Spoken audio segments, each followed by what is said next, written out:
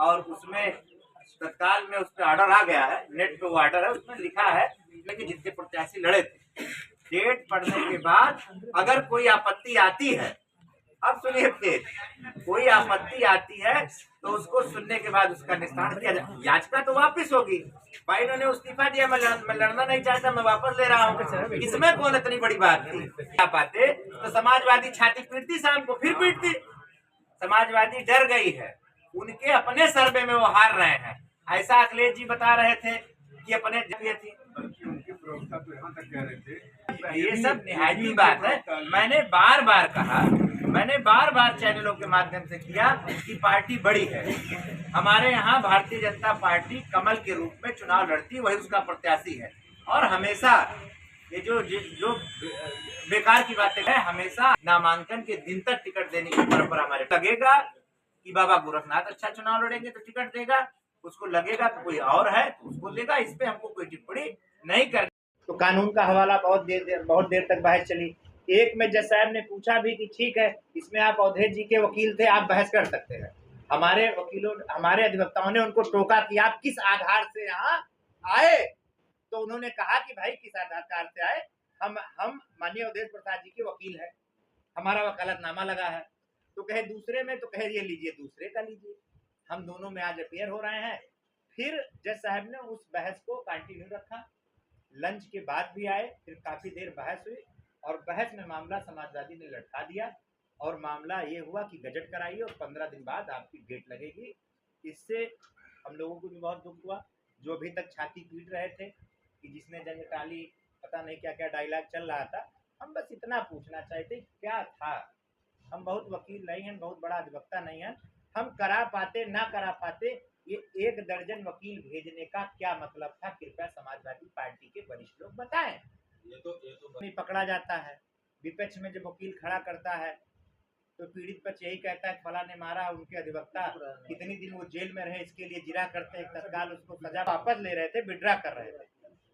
किसी चीज में आपत्ति आ जाएगी तो कुर्सी पर बैठे जज साहब निर्णय तो लेंगे।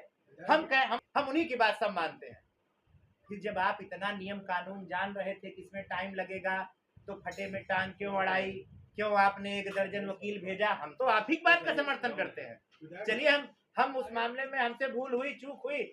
आपने कल क्या कहा, जो सुबह आप सर्वे बता रहे थे भारतीय जनता पार्टी का, आपको कोई सर्वे भेजता है, माननीय अखिलेश जी को भेजता है, उसमें तो बिल्कुल हरारत।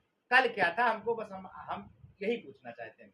में दे रहे हो कि हमने इस्तीफा दे दिया, मुझसे मुकदमे से कोई मतलब नहीं है। तो इतना बड़ा कोर्ट के सामने, देश के सामने झूठ बोलना शोभा नहीं देता है। कोई डरा वरा नहीं है।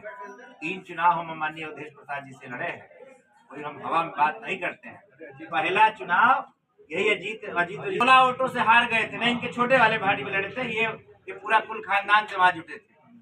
और दूसरा चुनाव ये खुद 29,500 के लमसम हारे थे। ये कहना कि भारतीय जनता पार्टी की वहां लहर नहीं है, एकदम गलत है।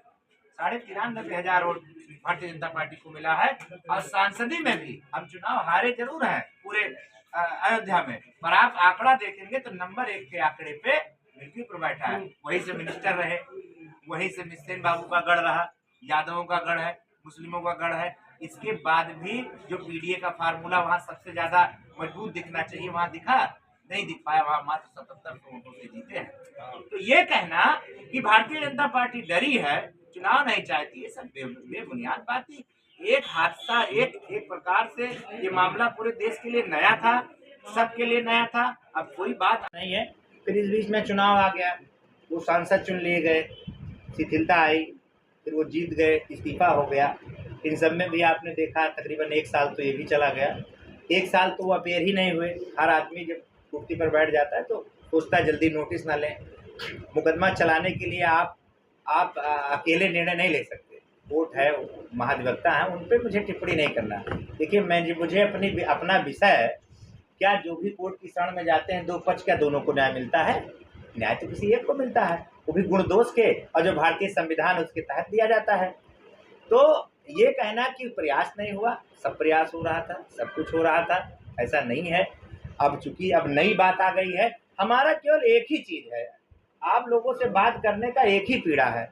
चलिए ठीक है, हम करा पाते ना करा पाते, आप लोगों को सारी जानकारी थी। 1 दर्जन वकील भेजना और वकालतनामा लगाना, ये किस बात को दर्शाता है? कृपया अवधेश जी या समाजवादी के वरिष्ठ नेता बता दें आप सबको। अच्छा, अगर कहीं मन में होता, तत्काल पार्टी के बड़े लोग, बड़े पदाधिकारी, आप देखिए लखनऊ में छपा है और टीवी पे चल रहा होगा हर जगह, बाकायदा आयोग से उन्होंने मुलाकात की, सिफारिश की कि मिल्कीपुर की जनता सफर ना करे। मैं रूलिंग भूल रहा हूँ, सुप्रीम कोर्ट की एक रूलिंग भी लोग लेके गए थे और चुनाव आयोग के समक्ष रखा, बाकायदा बात हुई, ये हुआ। बाकायदा अखिलेश जी का वक्तव्य सुनिए, उन्होंने कहा कि 2 दिन में रीट अगर वापस हो गई तो चुनाव होगा। सुबह सुबह उन्होंने कहा है, सुबह कहा और 1:30 बजे कांड तुरंत कर दिया है। सुबह काउंटर इंटरव्यू मुझे किसी ने कल भेजा शाम को, उसमें उन्होंने कह रहे हैं कि अगर आज 2 दिन के अंदर याचिका वापस होती है तो चुनाव होगा। तो भैया 1:30 बजे तुम्हें कौन माछी छींक मारी रही कि जो 1 दर्जन वकील भेज दियो?